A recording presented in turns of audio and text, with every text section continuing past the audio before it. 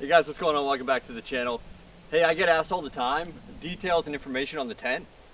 It's such a big tent and it's a big noticeable piece on top of the Jeeps. So I figured I'd take this opportunity to kind of relay, talk through, and review the CVT Mt Denali rooftop tent with you, and hopefully give you guys some information on it. Not everybody's running these things and you don't see them very often. There's not very many videos on YouTube talking about them. There's a few here and there, but hopefully I can give you an in-depth look and you guys can make a decision whether this will be the right tent for your family or if you want to go a different direction. A little precursor here. I'm not affiliated by CVT in any way. CVT didn't pay me, they didn't give me this tent. We bought this tent with our own money. The other thing I want to mention is this is one of the first generation CVT Mt Denalis, and there's been a few iterations since then and a few details have changed, but by and large the tent remains the same, and I'll point out some of the differences that I know as we go. So according to CVT, this is a 4-person, 3-season tent, made really high quality, but let's talk about the dimensions of this thing real quick. Closed up, it's 96.5 inches long, so it's pretty substantial. It's longer than the truck bed of the Gladiator, and it's going to be longer than probably the truck bed of the Tacoma as well. But it'll fit almost perfectly over like a full-size Dodge, so something to keep in mind there. The first generation, we have the ladder humps on top. The second and third generation, I don't think do. They have the more collapsible ladders. But with the ladder humps themselves, it's almost 18 inches tall at the highest point. At the lowest point, it's about a foot, about 12 inches. And then wide, it would fit almost perfectly over the truck bed itself, width-wise, and that's it all closed up. We'll talk about, once it's open, how big your sleeping area is inside. But without further ado, let's pop the cover off this thing, get it set up, and dive into the specifics.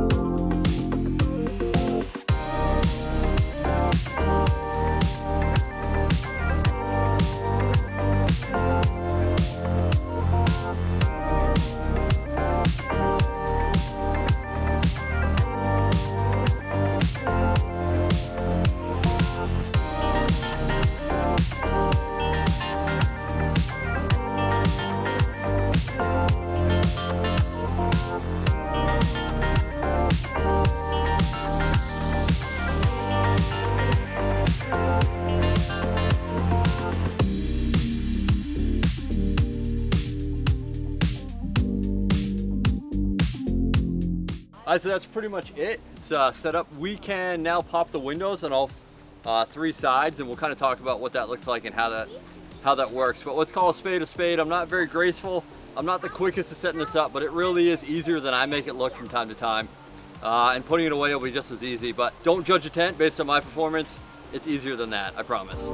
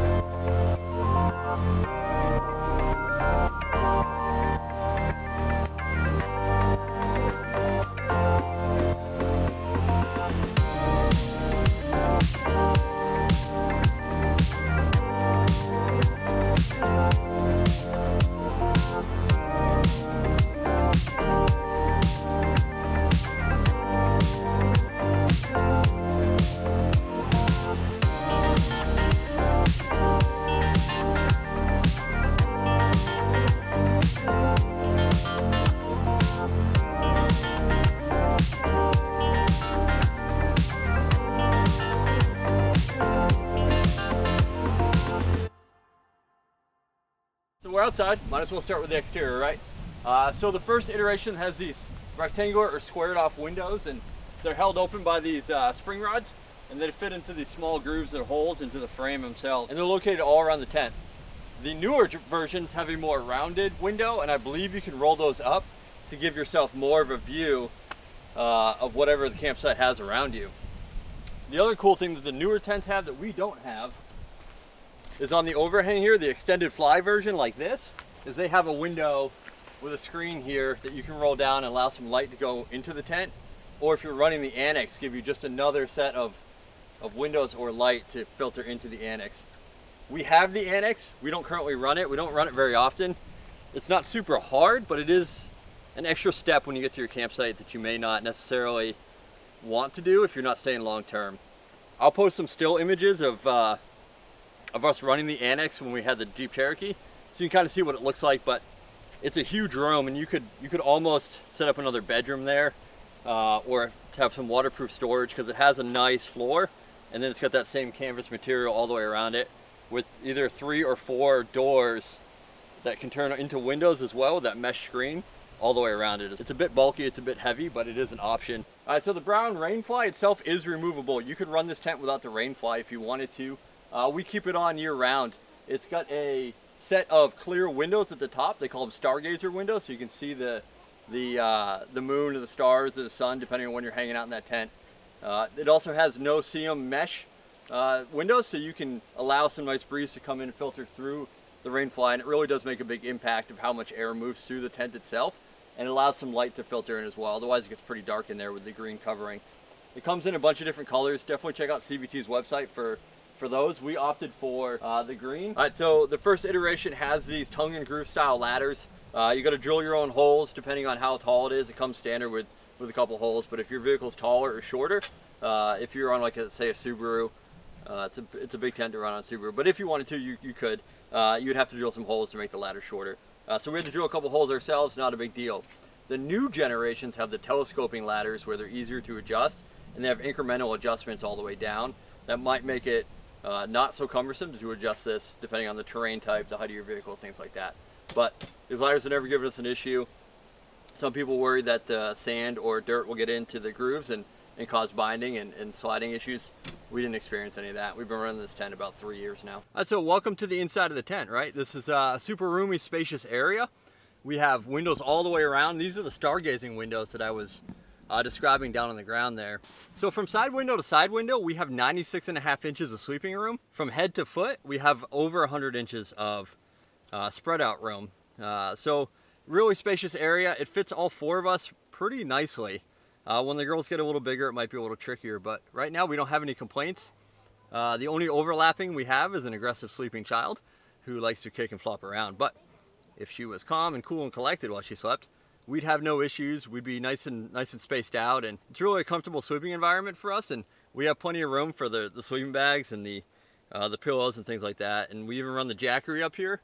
And it lights up our light strip that came with the tent itself, and I'll show you that later tonight when it gets a little darker. One of the features we really like is the ability to close this tent up and pack this tent away with all of our sleeping materials up here, with the exclusion of the pillows themselves. We can keep a couple 0-degree sleeping bags. We have a sheet up here and a couple other normal like summer weight type sleeping bags all up in here, and the tent closes perfectly, and we're able to pack all that stuff away. So we don't have to worry about that in the truck bed getting wet or dusty, and it doesn't take up room in the cab.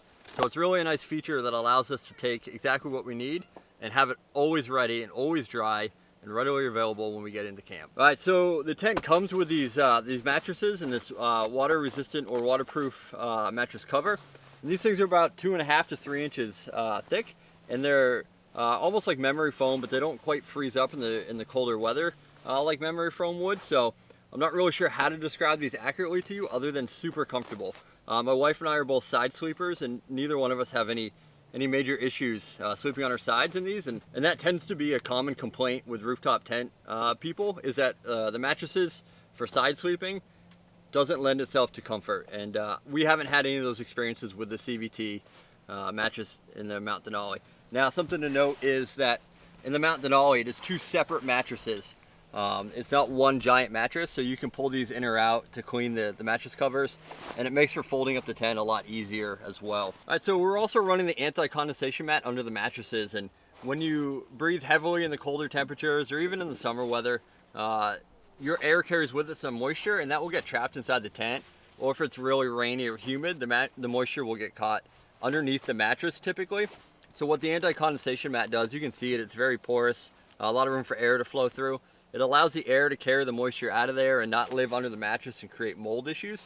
So it's going to preserve your mattress, it's going to preserve your mattress cover, and an extra little bonus, I mean it's hardly noticeable, but it's a little bit of something, is it keeps your mattress off the metal floor in the really, really cold temperatures, giving you a little bit of a buffer between the cold seeping through the metal floor into the mattress. Maybe it's just all in my brain, but it made me feel a little warmer. And again, these are two separate pieces on either side of the tent. There's 2 windows above the ladders on the front side, and on the back side there's 2 identical windows. And on the newer iteration CVT Mt Denali tent, it is one piece, it's one giant window back there, and it really allows for a lot of airflow, a lot of being able to see the scenery and the view that we don't get on the front side because we have the extended fly version. This also comes in the not extended fly version, where you're going to maintain some of that view, and it's going to look a lot like what it does on the rear there. And we'll show you a closer image of that. So each window has a no-seam mesh type screen, and that zippers all the way around as per a normal tent, right? To cover the no-seam mesh, you have a heavyweight canvas cover that rolls up and gets affixed to the tent with a hook and loop style fastener, so you can let the airflow go through. So each side of the tent has these pockets in it that you can fit whatever you want in here, car keys, a wallet, some knives, things like that. And they're easily accessible. They kind of tuck down next to the mattress themselves and out of the way. And we find that storage should be plenty adequate for what we use it for. And we don't have any big issues there. The other thing I forgot to mention was that this tent comes with a separator wall, a division wall if you wanted to run it. It's the same heavyweight canvas that the tent is made out of. There are Velcro strips on the back side and the front side, and then it hooks up here somewhere, but we don't run it because we like our kids. But you can divide the tent into 2 separate spaces if you really wanted to.